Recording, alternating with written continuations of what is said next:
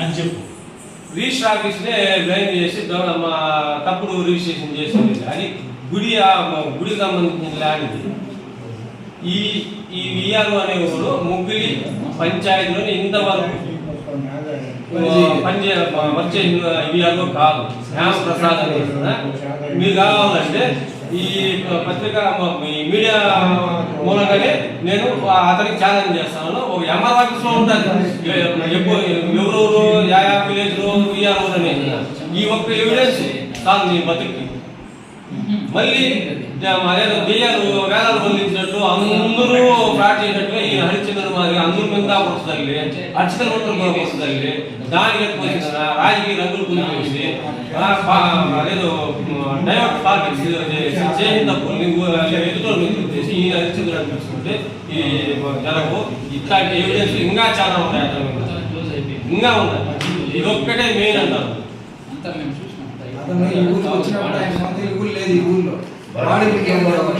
ఇప్పుడు సర్పంచ్ వాళ్ళ అమ్మ సర్పంచ్ అయినాక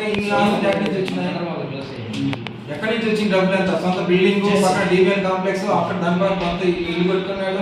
అక్కడ వాటర్ ట్యాంక్ ప్రజల కోసం కట్టిండు, దాన్ని సొంత పొలాలకి వాడుకుంటున్నాడు. ఇన్ని చేస్తాడు. ఇంకా డబ్బులు యాడ్ నుంచి వచ్చింది అతనికి. ఉద్యోగం చేసే వాళ్ళకి, గవర్నమెంట్ ఉద్యోగం చేసే వాళ్ళకి సొంతం కట్టుకోవడం లేదు, అంత ఆదాయం లేదు. మరి ఇంత ఆదాయం దీనికి ఎక్కడి నుంచి వచ్చింది? నేను ముగిలి ఈశ్వర స్వామి దేవస్థానంలో పనిచేసేటువంటి అర్చకుడు ప్రధాన అర్చకులుగా ఉన్నటువంటి ఏ గంగాధర గురుకుల్ గారి చిన్న కుమారుడు.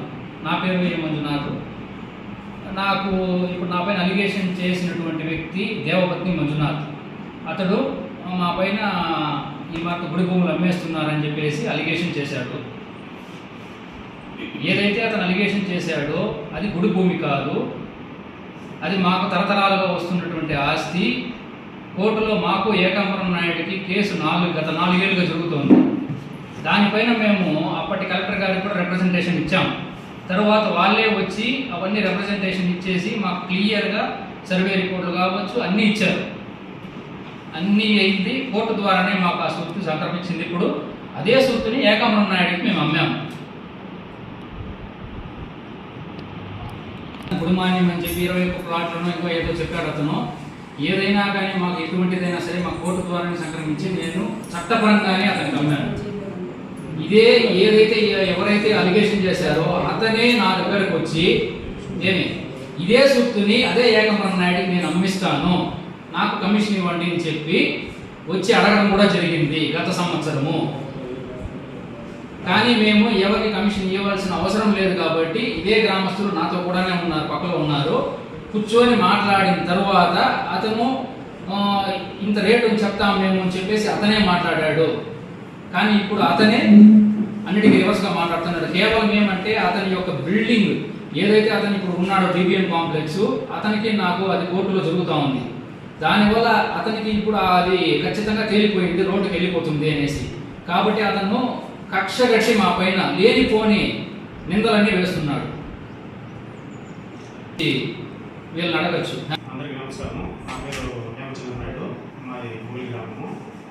వీళ్ళకి ఏదైతే ఇల్లీగల్గా అమ్మినాడని చెప్పే ఫ్లాట్ దేవపత్ని మంజు అనేసి అతను చెప్తున్నాడు. ఏకాంబరం నాయుడు ఇల్లీగల్గా ఆయన అక్రమం డిమాండ్ అమ్మినాడన్నాడు.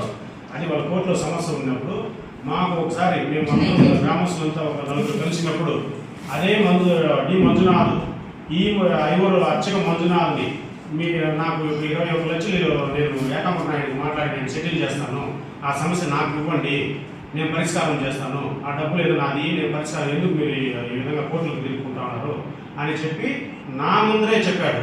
ఇది నేను ఎక్కడ గుడి ముందర కావాలంటే కూడా చెప్తాను, అతన్ని లేదని చెప్పామని చెప్పాను. అది గుడిమానం అయితే ఆ బుద్ధిందుకు అతను వచ్చి నేను అమ్మిస్తాను ఇంతకు ఒక వ్యాపారం మాట్లాడినాడు. వ్యాపారం మాట్లాడి గుడి ముందర వచ్చి చెప్పాను, నేను చెప్తాను గుడి ముందర. అదేవిధంగా ఈ గుడి పైన అనవసరంగా అర్చకుల పైన ఎత్తుకుని ఉండేదంతా చాలా నీచమైన పని.